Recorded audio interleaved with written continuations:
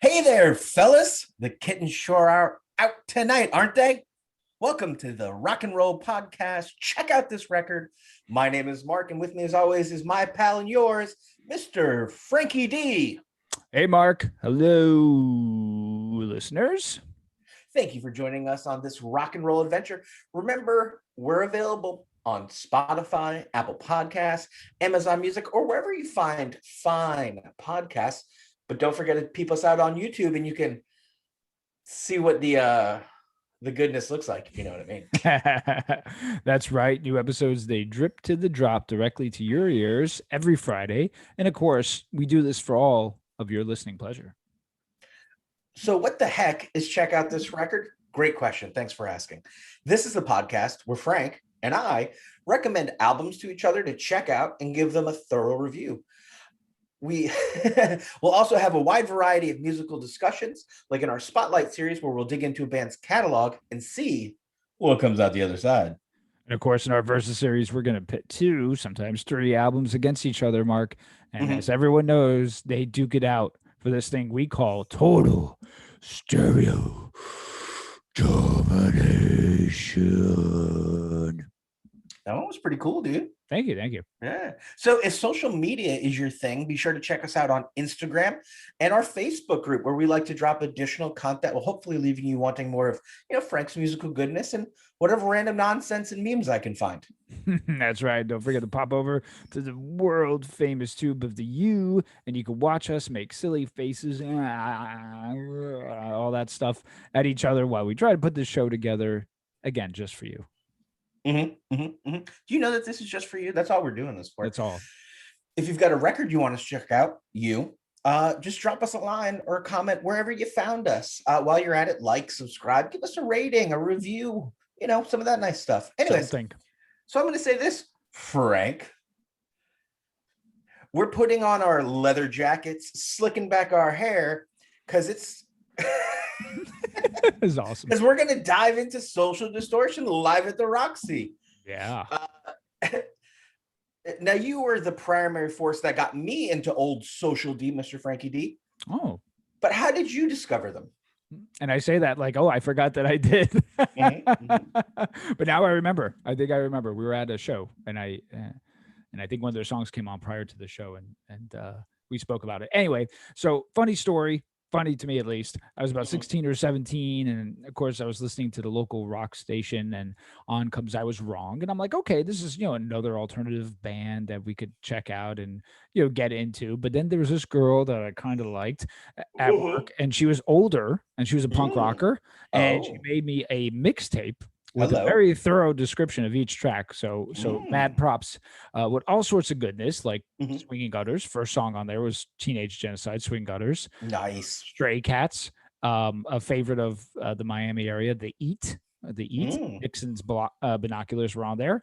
And Social D's Cold Feelings. Now, like most, I was hooked, and then I sought after the live record. And the funny part of that story is this girl was from Ohio, and the last name is the same name as my wife's cousin's mother's side of the family, also from that same area in Ohio. So go figure. Wacky, Mark. So that was my intro to Social D.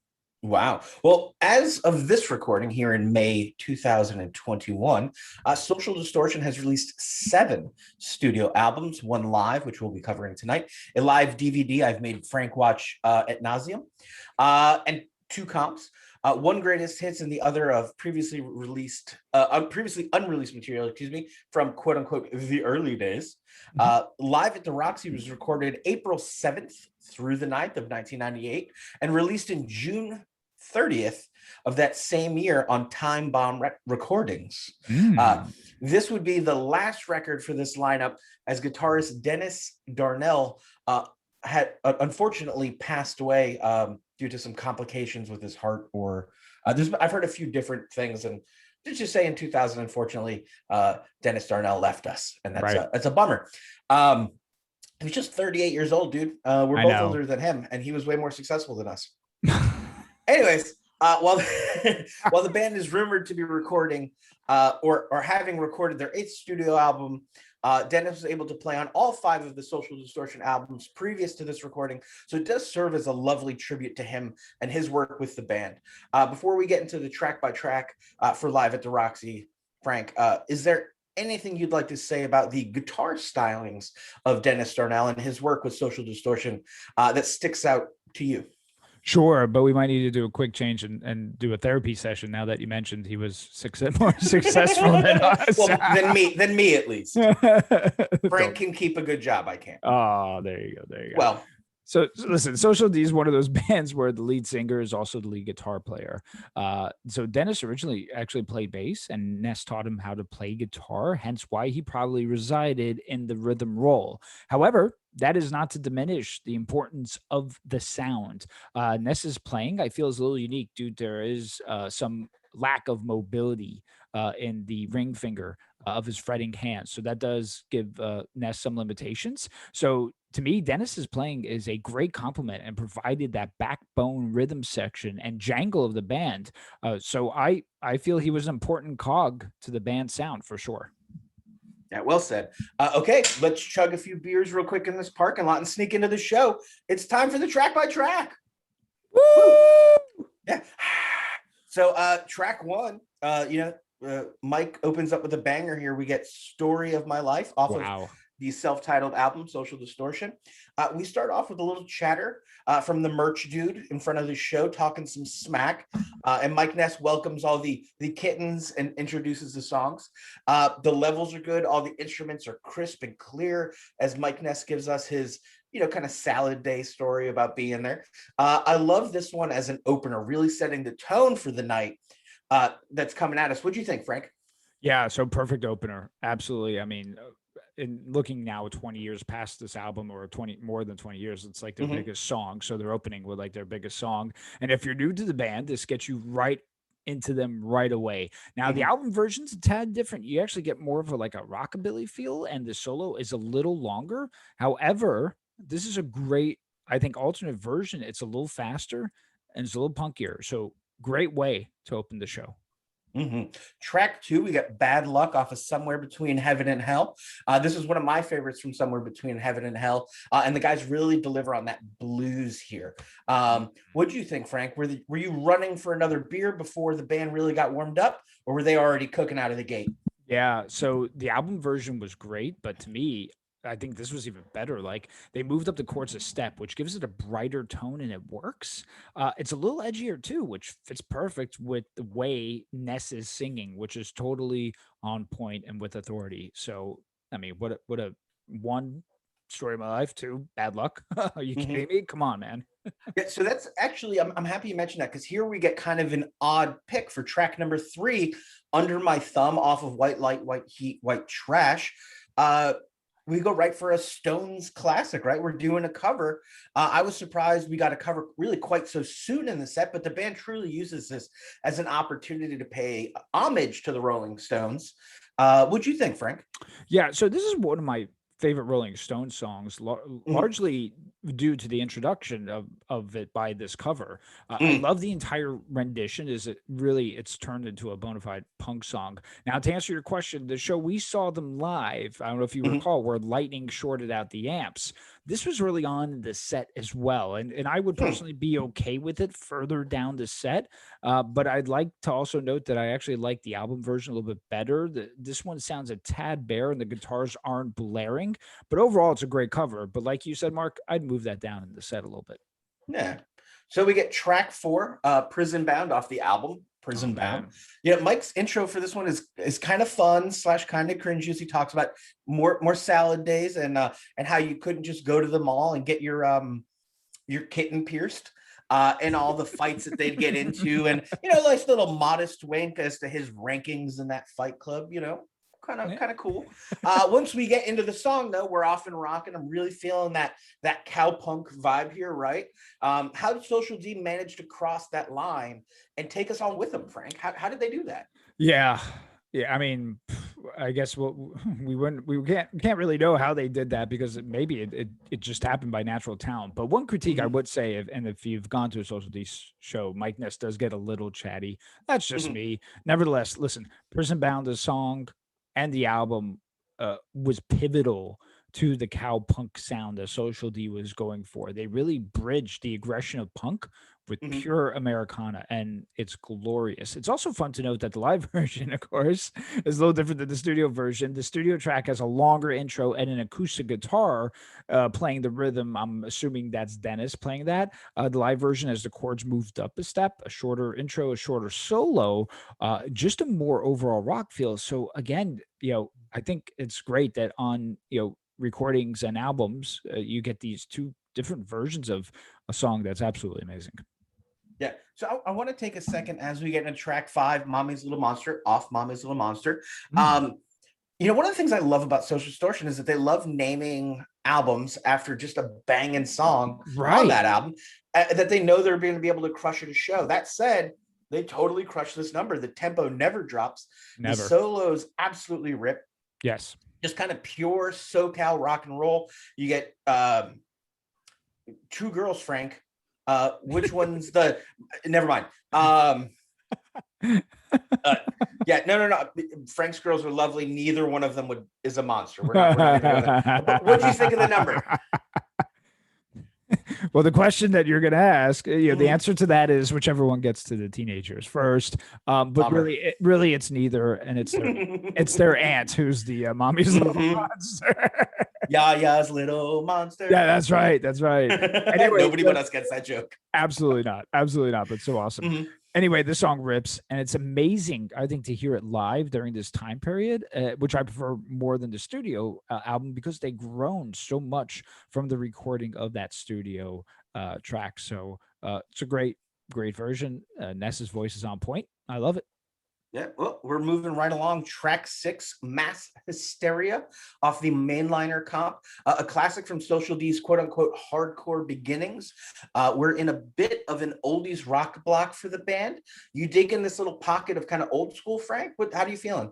Yeah, and I am absolutely. It's a similar structure though to the next song, which and I like that song a little better. However, again, this album features these songs that I think has better versions of what we heard off of like things like Mayliner and Mommy's Little Monster. So again, it's really welcomed at this time in their career in '97 to be playing these songs and for us to be hearing them. So I definitely dug it. 98.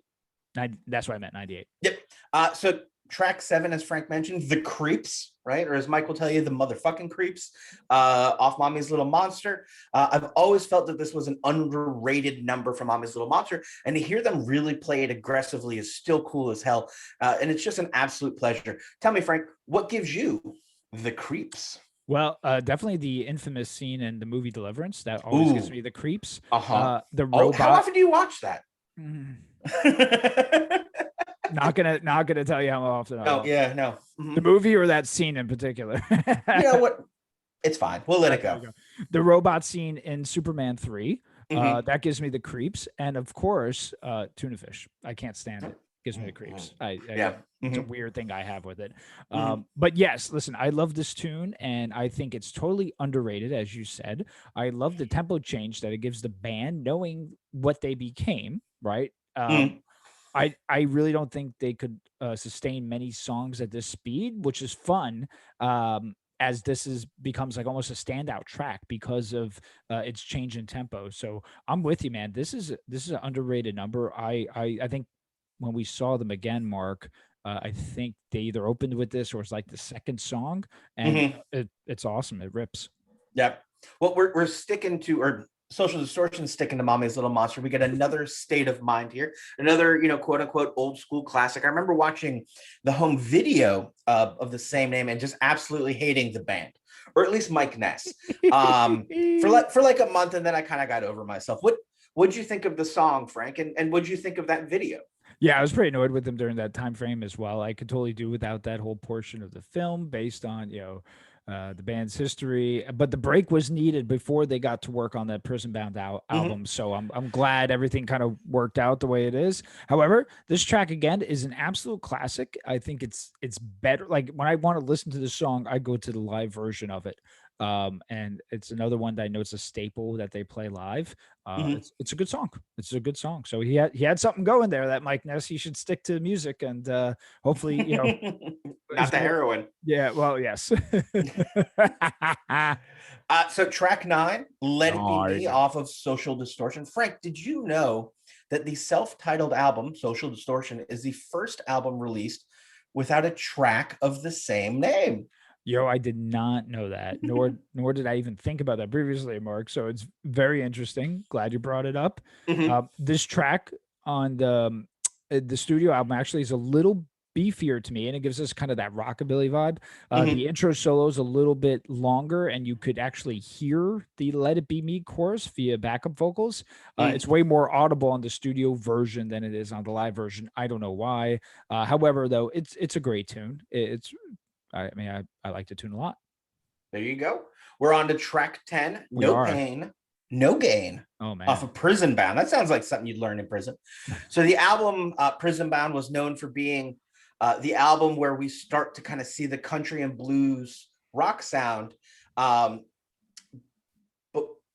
what is this sound? SoCal cowpunk? Why is it so damn cool? What is this? Why are we so drawn to this number, Frank?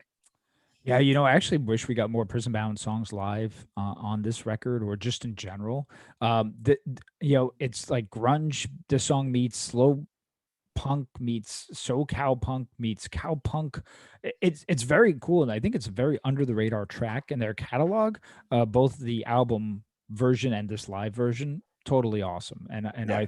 I think why it's cool maybe is because it has all those elements that we really like in the song. So. Yeah, and to say something actually about the music for once, this is a really cool opportunity for the band to kind of shift gears, right? We slow it down a little bit. We put in a really cool number. It gives them a little chance to kind of let the crowd breathe a little bit. Very cool solo. Very cool solo. Yeah. So, yeah. Anyways, moving on. Track 11, Cold Feelings, one of Frank's favorites, off of Somewhere Between Heaven and Hell. You want to do it for me? Do you guys want to hear a happy song? Is that what you want me to say? Yeah. I'm sorry, homie. We don't do no happy songs. It's so bad. What an intro for a song. Thank you, Frank. That sentence really does an amazing job of summing up the song lyrically, though, doesn't it? I mean, just kind of setting that mood, setting that tone. And then we get a classic number, or at least to you and me, it's definitely a classic. Yes. Sorry, I left you hanging there because I saw it. You're all good. It's in the wrong color. I know. It's okay. Oh man, we're so conditioned, aren't we?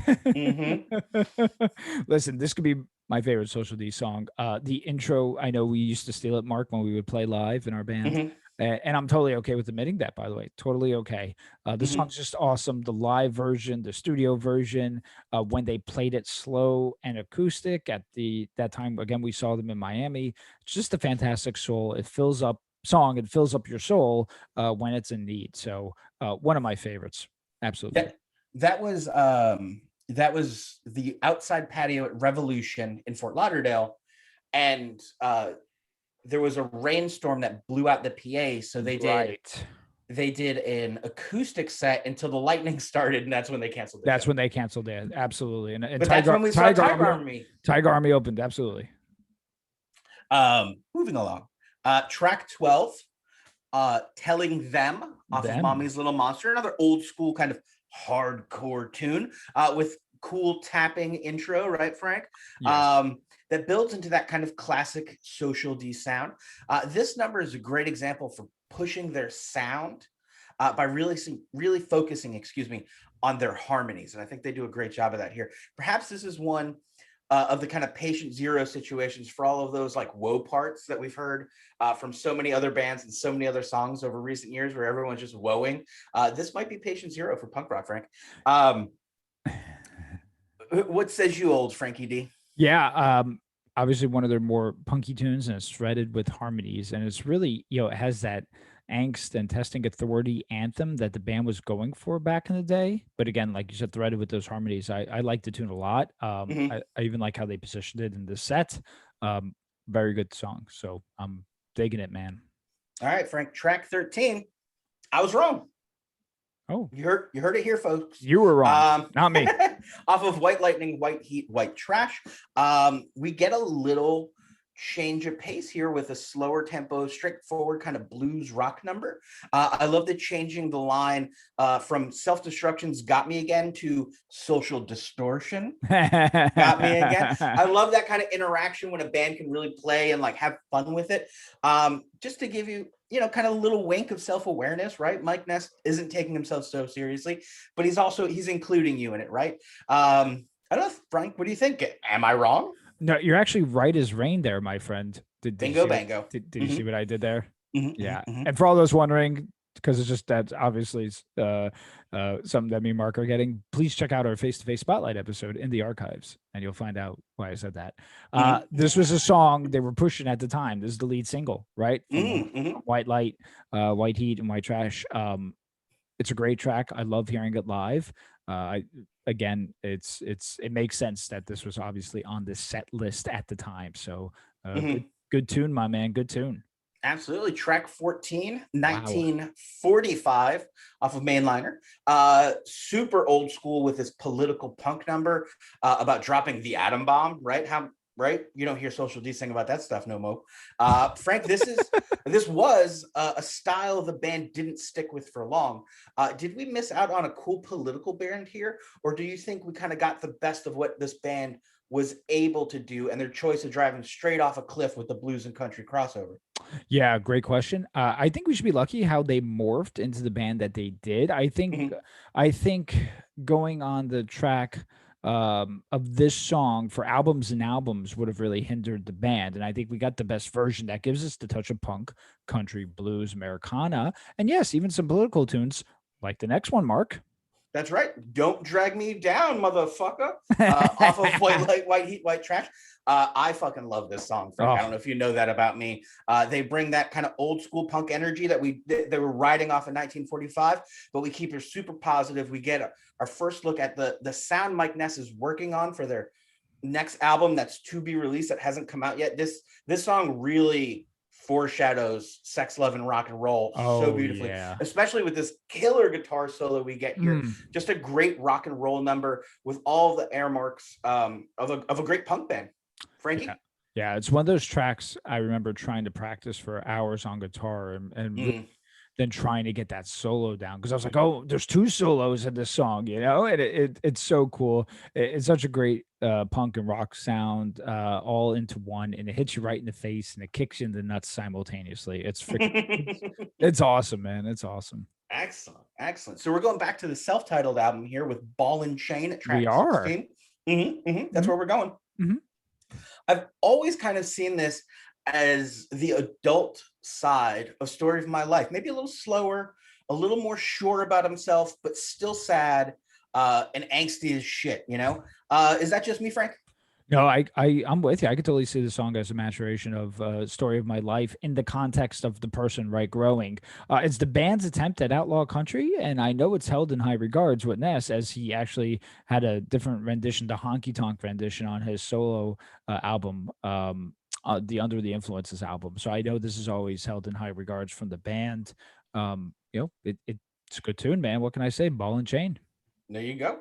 We're here at track 17, Ring of Fire, Woo! Off of, again, Social Distortion.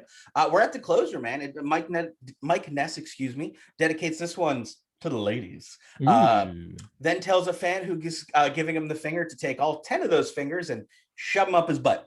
And the band launches into their cover of Johnny Cash's Ring of Fire.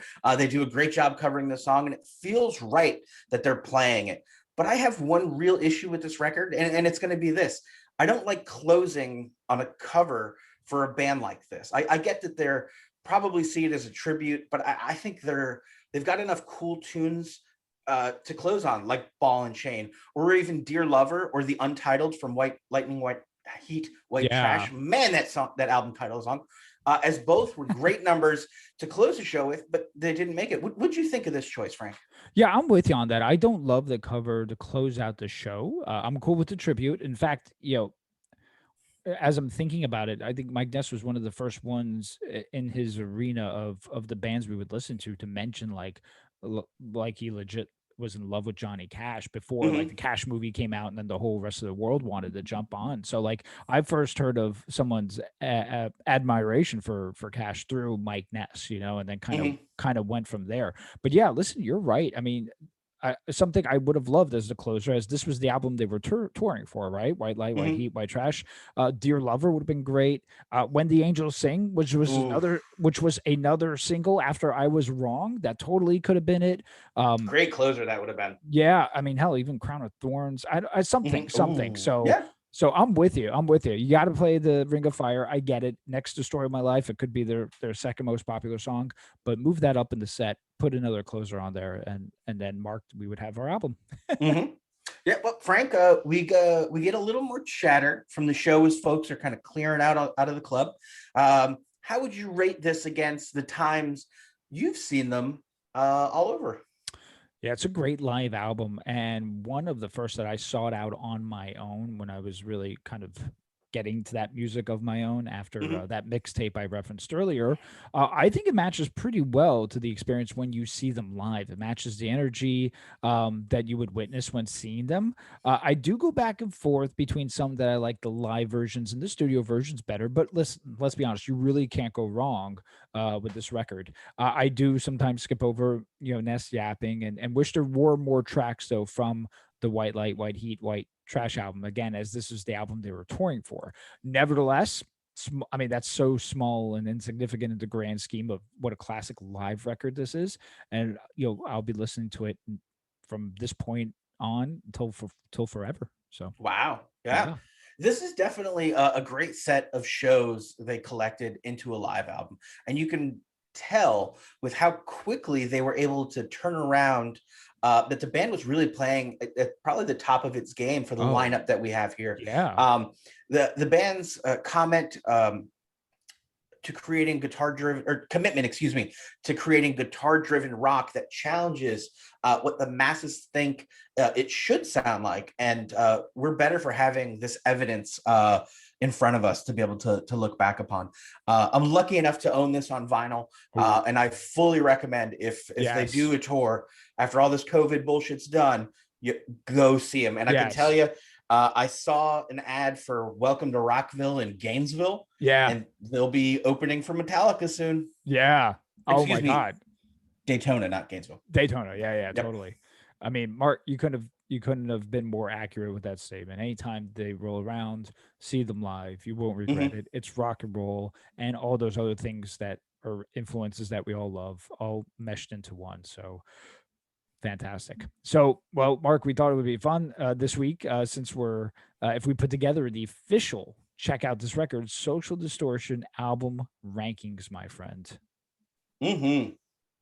Oh yeah. So that's right. We're including Mainliner, but not the Live at the Roxy we just covered for the best of albums. So 8 albums altogether, Franklin.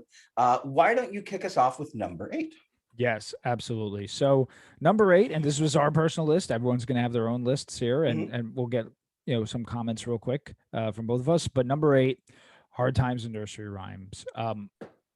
This album is shit. It's so bad, and I hate that we've waited so long between Sex, Love, and Rock and Roll and this. The songs, they're so stock, and the lyrics like put the pedal to the metal. They're really corny and embarrassing. Musically, it's predictable, and the only one actually musically I like was Machine Gun Blues, but it's full of all these 1920s and 30s gangster cliches. The album's bad, and it's heartbreaking, as we do love like 90% of what the band does. Mark, quickly, you agree with me on that one? I do, exactly. I think with the exception of this one here, Mainliner at number 7 for our list. Right. I think everything's going to be positive after this. Yeah. Oh, absolutely. And I don't really have much negative to say about Mainliner. This was the comp which they used to take all the little EPs and things that they had before they were able to put a record together. They compiled it and put it together. So you get a great look at that old school sound before Ness went to rehab. as the band was figuring out what it is they wanted. But it's all hardcore. There's almost no cowpunk in it. It's a really interesting look at the band's origins. But when you're stacking it against the albums that they were able to put together, yeah, it just doesn't compete because they hadn't figured out who they were, and that's not a bad thing. right. Yeah, absolutely. And the same goes with the next one, which is number 6, Mommy's Little Monster. Listen, for a debut album, not bad at all. I mean, at all. Knowing what they would become, though, makes sense, and as to why this is positioned where it is. And of course, we do have some classics like The Creeps, Hello, Another State of Mind, Telling Them, and Mommy's Little Monster. So, I mean, think of those 4 songs alone. I mean, that's just a great album right there. So, Mark, this is definitely not a bad album at all. No, definitely not. Our next one's a great album. It's at number 5, Social Distortion's self-titled album, Social Distortion. It was their third album they released in 1990, or the third album they released in 1990. We get some great tunes: So Far Away, Let It Be Me, Story of My Life, the Ring of Fire covers on it, excuse me, Ball and Chain, It Could Have Been Me, She's a Knockout, which is one of my personal favorites, right? Dude, totally. This is just a great album. It's pretty straightforward rock and roll yet. We haven't fully crossed that line into the cowpunk, but we're not doing the hardcore sound either. It's certainly more rock and roll focused, more of that SoCal sound, is what I think Mike Ness would probably say. But yeah, number 5, Social Distortion. Great album. And that first track, So Far Away, is such an underrated gem for and a great way to open a record, man. Absolutely love it. Number 4 is Prison Bound. Listen, if the self-titled, the album you were just mentioning, Mark, pressed down on what they were doing, this started it. This laid the groundwork for incorporating that American country, Americana sounds. The track listing is underrated. You get like Indulgence, Like an Outlaw, Lawless. They're all the tunes I would actually love to hear them perform now. Plus, it's the first of 2 Rolling Stones they would cover. And at the time, I found it fascinating, Mark, that a punk band would focus on Rolling Stone covers. I just, at the time, I just didn't put them 2 together. Listen, this album rocks, and I actually would love a re-recording of it. I would love to hear how these songs would sound in 2021 right now. Yeah, absolutely. That'd be so interesting to me. Yeah. The next album we have is the longest title necessary, although yours might be a little longer. White Light, White Heat, White Trash. This album is so awesome. I love the rock and roll twist they put on it. From everything you heard Frank and I talk about, Dear Lover, Don't Drag Me Down, the Untitled song, I Was Wrong, Through These Eyes, Down on the World, As Angels Sings, one of those great songs Frank said, man, I would have loved to hear that as the closer, right? Crown of Thorns is another one. I really like Pleasure Seeker. Down Here with the Rest of Us. What a killer tune. And then, of course, it closes with Under My Thumb, right? And you really get that feel. You can tell, man, these guys are really kicking in hard to that rock and roll sound and paying homage to the Stones. Right.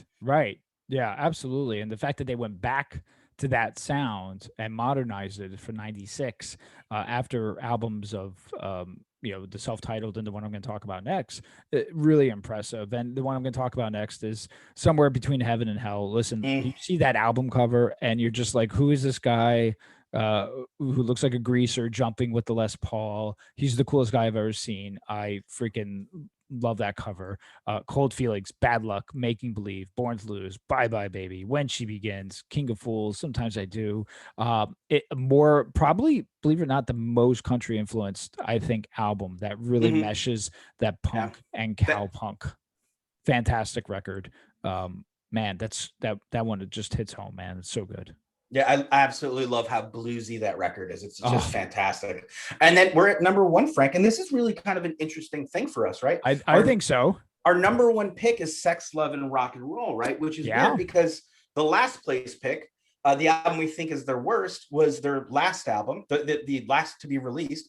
And this album was released 2 years before, not 2 years before, excuse me, a few years beforehand. But we're talking a direct connection. Really, you look at Sex, Love, and Rock and Roll, the band, we have to add a new guitarist, right? And here's where we get Johnny Two Bags. Johnny Two Bags on the rhythm guitar. And the band is really revitalized, really going hard at that rock and roll sound. And we get some of their absolute best work. Reach for the Sky, Highway 101, Don't Take Me for Granted, Footprints on My Ceiling. Ceiling. Yeah. I Wasn't Born to Follow, Winners and Losers, Faithless, Live Before You Die, and Nickels and Dimes. Nickels and Dimes is fantastic. Close that album out with Angel's Wings. Yeah. It's just perfect. A little spiritual, but in that fun rock and roll kind of iconic way. You feel Elvis in this. You feel the Stones in this. You just get a little of everything. So it's kind of interesting that you get this really fantastic album, and then just a couple of years later, you're so excited about this next one. You just hear that title, Hard Times and Nursery Rhymes. And yeah, he went hard on those nursery rhymes, didn't he, Frank? Yeah, without it. Without a doubt. And I remember when Sex, Love, and Rock and Roll came out, and we were expecting, of course, a good Social D album, right? Because we just, I mean, not that we just had White Light, White Heat, but that was the last album. So we're like, okay, we're going to get a good Social D album. And I remember distinctively, me and you, Mark, were just blown away as to how good it was. Where just jaws on the floor. Jaws on the floor. I mean, from the starter, Reach for the Sky, to the closer, Angel's Wings, not a bad track on there at all. It just really hit us at a great time. We saw them. That was the show that for what they were touring for at the time, where the lightning shorted it out. So I remember we got to see some tracks from there. But again, this is I feel, and I know Mark agrees with me, this is the best record. So boy, oh boy, Mark, that list I'm sure is going to cause us, as always, to get in trouble over the old internet, don't you think? Yeah, they're going to be bleeping and blooping all their bang, bang, bang, bang, you know, get their modems real fired up there. You know, Frank, the ranking of Social D albums on the internet is definitely a hot button topic in these extraordinary times we live in. Tell me, Frank, what kind of gossip and or slander can our fans expect from us next week? Yeah, so here we go, Mark. We're going to look at a period for a band that I feel represents their pinnacle. That period is the years, 1998 to 2001. And that band is MXPX. So what we're going to look at is, so we're going to look at, Mark, is the releases during this time frame, just because, again, I feel it's their best, such as the studio album, Slowly Going the Way of the Buffalo, the B-Sides album, Let It Happen, live record at the show, the studio album, The Ever Passing Moments, and EPs, The Broken Bones and the Renaissance EP. So I'm stoked to go back to this period, and of course, to get Mark's thoughts on it. So, Mark, I'm kind of amped that we're kind of taking a period piece here. What about you? I'll say what I always say, Frank. Oh, my. Oh, hell yes. Oh, bye-bye. Thank you for listening. Bye-bye. Bye-bye.